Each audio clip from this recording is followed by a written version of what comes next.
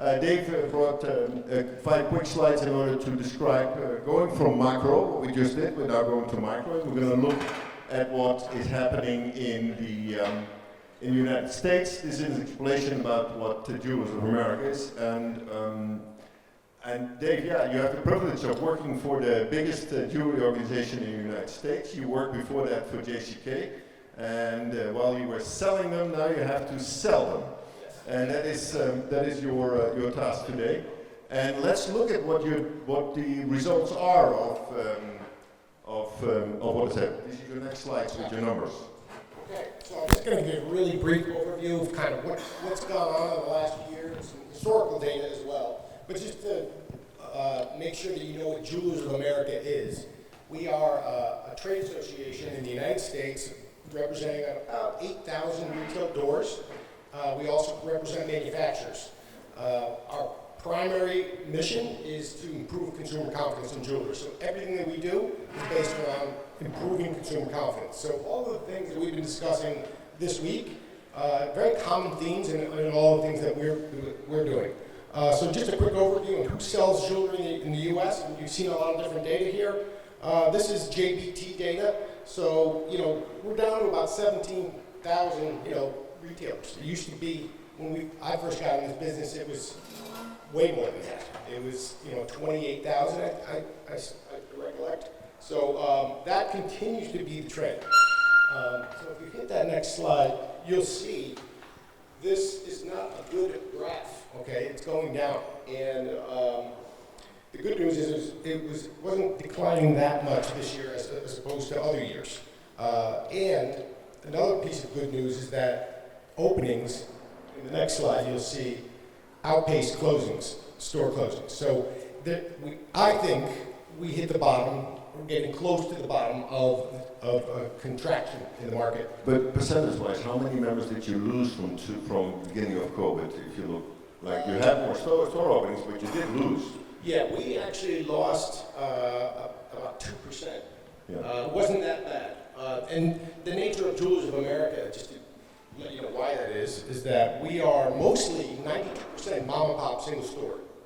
$1 to $2 million stores. Now we have the Signets and the Ben Bridges of the world and all the guys that are selling Rolex and Patek as well. But we represent the mom and pop. So our numbers typically follow what the JBT numbers do. And we're encouraged right now because there are a lot of new openings. And that's healthy for the business and healthy for you. Yeah. Okay. So basically, what do you see for what are the trends toward to 2023? Actually, everybody agrees here, and everybody that those COVID years were actually fantastic for the industry. And 22, as you said, was maybe a bit was okay, but it's nothing to write home about because they got used to all these good things. And now we're looking at 23, where uncertainty is maybe the word. Well, the interesting thing is you see the trends of store closures, but the sales, as we've all seen, everybody's charts are through the roof. Up until where they're on now, it's starting to kind of level out. But even with these closures, sales of jewelry, we all know, were record highs through COVID. What's happening now, obviously, is online. We talked a little bit about the online business. That's growing up to 20% now. But when we go into detail and look at diamond jewelry and high-end diamond jewelry, that is particularly doing well. But is diamond jewelry real, and diamond jewelry still a growth factor, or is it other factors? Diamond jewelry is 80% of the market. It's 80% of the U.S. sales. So it's hot right now. And actually, for our members, what's hot is bigger goods.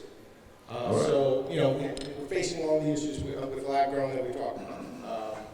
But lab grown is the legitimate part of the business, and retailers are selling. And, we could debate this all day, but it's happening. But if we look at the bandwidth of the luxury industry, which jewelry is part of, you see as an organization that luxury market is, the other segments of the luxury market are growing faster than jewelry for quite a number of years already. What is JA doing, and I'll talk more broadly about it with David and more broadly doing about that in education and in promotion? You're talking consumer promotion for selling jewelry? We actually developed a program, and we distribute collateral materials to our members to use online in their stores. Okay, we don't have the resources necessarily to put advertisements on TV and develop some of the things that you guys are doing.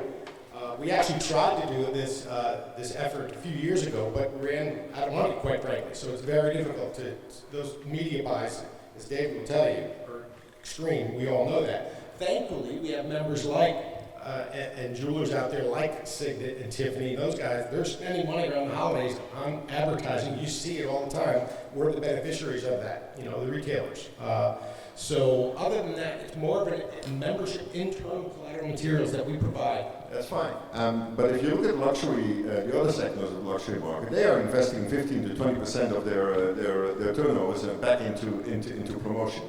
You and I talked about it in an earlier conversation about that you have tried something to do like that in JA, and you were like, it's almost a shame to mention the amount of money that you got.